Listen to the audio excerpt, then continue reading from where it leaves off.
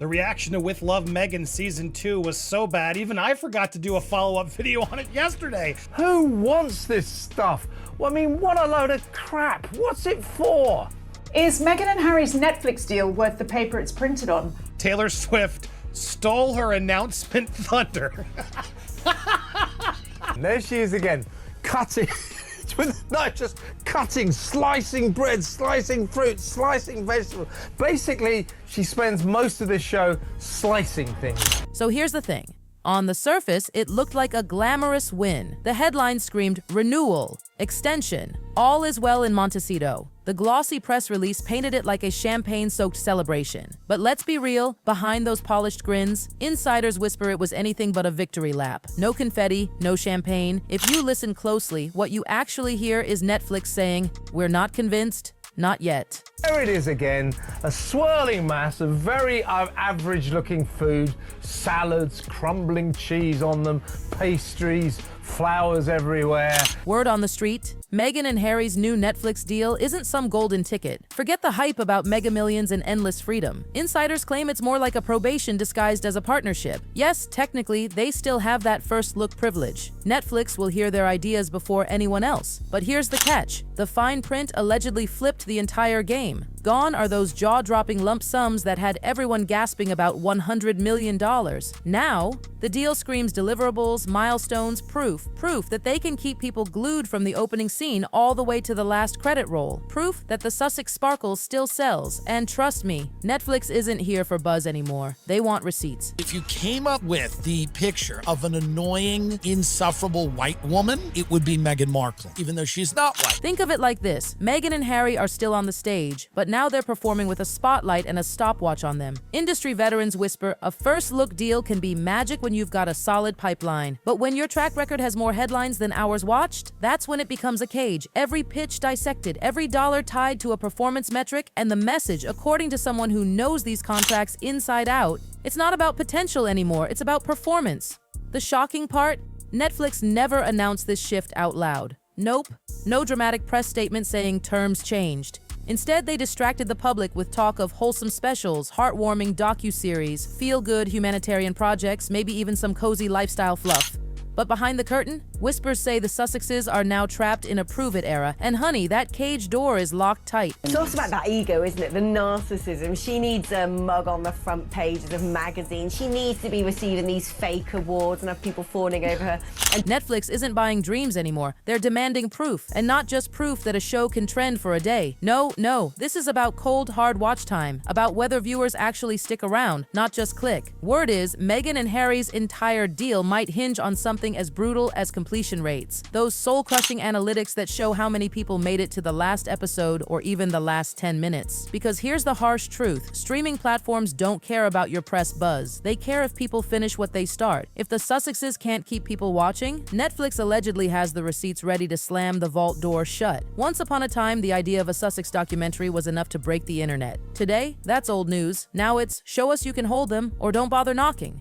And doing the hand holding and putting your hand on her husband's chest and beaming up at him like they've only just met and they're still in love. Well, she says they still get butterflies. She says they still get butterflies. And this is where the pressure gets suffocating, because every single pitch Meghan and Harry bring to Netflix is weighed like gold, not just for the story, but for whether it translates to hours streamed. Imagine being in their shoes. Every scene, every angle, every little moment now comes down to one soul-crushing question. Will people keep watching? And Netflix's demand is crystal clear. Prove it. Two little words that sound simple, but insiders insist are the sharpest weapon in the entire contract. That prove it clause, whispers say, isn't buried in fine print. Oh no, it's sitting right there, bold as day, screaming, numbers or nothing. This isn't just about telling their story anymore, it's about survival. Sorry, wait, I'm gonna read it, but I have to just laugh. A big laugh. This idea that Meghan Markle is sitting in her little Montecito house, big Montecito house, and fuming over the idea of, I can't believe Taylor did that.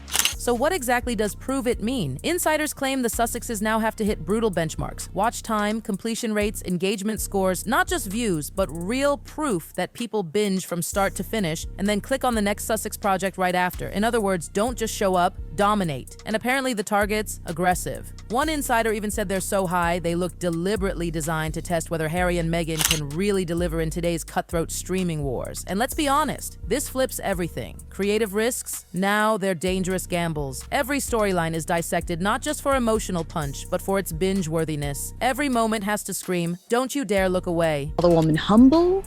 I think that's a little extreme. I don't know if I've ever seen Humble? Meghan Markle humble. She's about as humble as the Queen of Sheba. Here's the kicker. Their early projects made headlines, yes, but blockbusters? Not so much. Sure, everyone talked about them, but talking isn't streaming. Netflix, insiders claim, got burned by that $100 million hype. So now they've allegedly slipped in quarterly reviews. Yes, quarterly. Imagine working with the knowledge that Netflix is watching your every move, ready to pause, adjust, or axe the whole project if those magic numbers don't appear. Every release now becomes a test. Every photo op, every public appearance suddenly looks strategic, designed to hype Netflix projects and keep that dreaded clause satisfied. A veteran Hollywood insider didn't sugarcoat it. If they crush it, Netflix doubles down. If they slip, the net is gone. But wait, it gets even darker, because buried in that fine print is something even more ruthless. A ticking clock that could pull the rug out from under them before the champagne even chills. And that's the exit window. We just dropped our trailer. Why couldn't she wait? What is this? She's sealing on my thunder!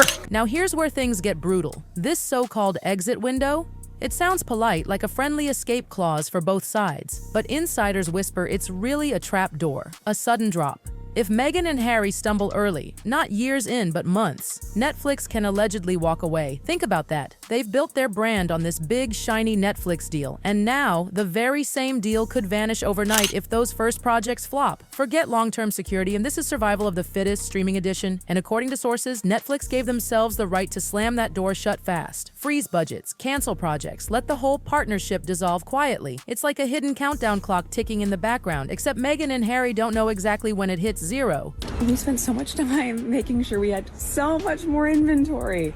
That's why we took the time, and you guys are doing it again. We're nearly sold out on everything, and I can't believe it. Even flower sprinkles, which I knew was going to be the big one again, so that has more inventory than all of it. And that's also about to sell out.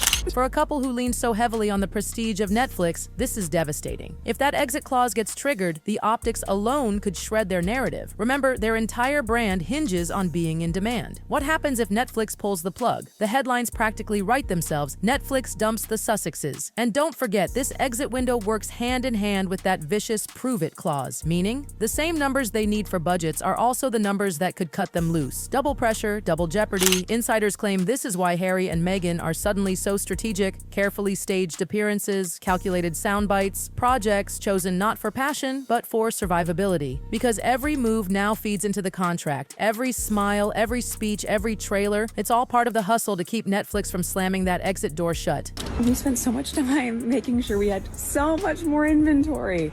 That's why we took the time, and you guys are doing it again. We're nearly sold out on everything, and I can't believe it. Even flower sprinkles, which I knew was going to be the big one again, so that has more inventory than all of it. And that's also about to sell out. And it doesn't stop there. Enter the budget cap. Two little words that sound harmless but hit like a guillotine. Industry whispers say their renewed Netflix deal now comes with a spending ceiling. No more blank checks, no more sweeping royal-style productions. Instead, a tiered money release system. Deliver something strong, you unlock the next vault of funds. Miss the mark? That vault stays locked. Imagine creating under those conditions. One Hollywood veteran summed it up. It's not a budget, it's a leash. And the cruelest twist? Even if there's technically room to spend more, the benchmarks are set so sky high, it's nearly impossible to exceed them unless the content is spectacular. Translation: Netflix wants proof of blockbuster quality before giving them another dime. That's right. Nothing says that you're impossible to work for a bit of a ball ache and an axe grinder than constantly cycling through various members of staff like hot dinners.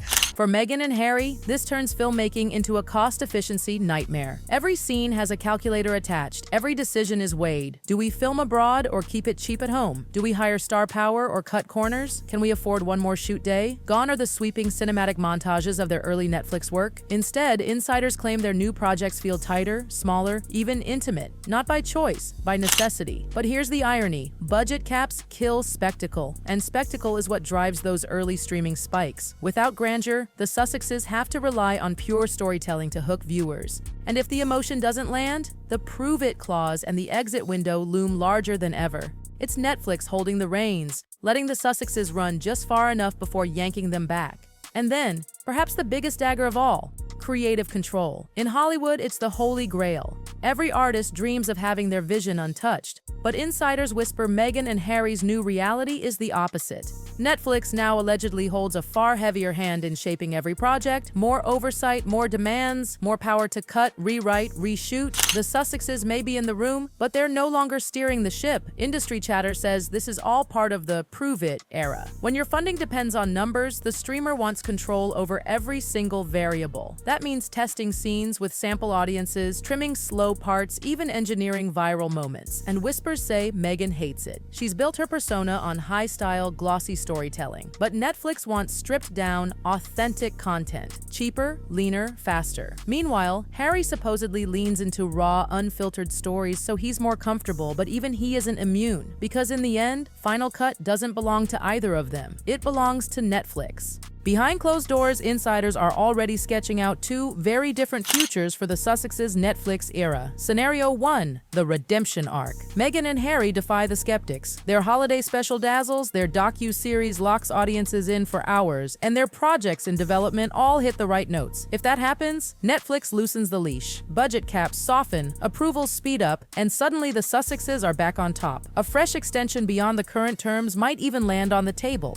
One insider called it the fairy tale comeback, a chance for Meghan and Harry to prove they're not a one-hit curiosity, but a long-term brand with staying power. But scenario 2, the one whispered in darker tones, that's the nightmare. If the content underperforms, if audiences drop off, if the metrics don't sing, then the exit window could slam open. Projects shelved, budgets frozen, the once sparkling Netflix partnership dissolving into a quiet fizzle. In Hollywood, that kind of cooling off happens overnight. And when it does, the ripple effects are merciless. Sponsors retreat. Future deals with rival platforms get harder to negotiate because let's face it, if Netflix, the streamer that bet big on Sussex glamour, isn't convinced anymore, why should anyone else be? And in the vicious cycle of headlines, the optics of a Netflix retreat would be weaponized into one simple narrative: decline. Creatively, the damage could be just as bad. When you're working under a performance-based deal and you miss, confidence collapses. Teams second-guess every choice. Writers, directors, producers all hesitate, fearful that whatever they're building won't even make it past the suits. And then comes the emotional toll.